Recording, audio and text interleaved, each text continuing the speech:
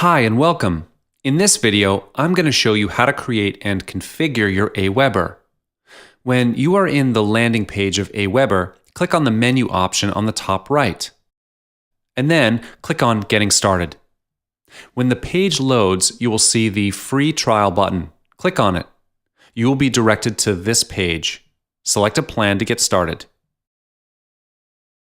In this case, I will keep the default plan, which is the first month free trial plan. When you scroll further down, you will come to this session where you will need to fill in your basic information. The first part will be the information needed to create your account. Fill the necessary fields accordingly. The second part requires you to enter your billing information. Do the same and fill in the necessary fields. When you're done with it, scroll all the way down. Click on Complete My Order. And there you go. You've just created your own Aweber account. Once you've created the account, you will need to configure the settings.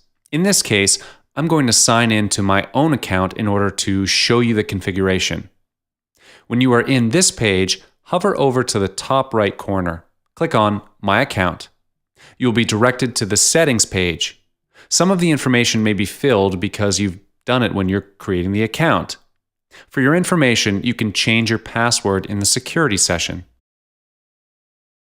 Moving on, click on the Billing tab at the left part of the page. You can add a new credit card or update the expiration of your card here. You will be able to see how much Aweber charged on your account through the invoices in this page. Click on the Notification tab and wait for it to load.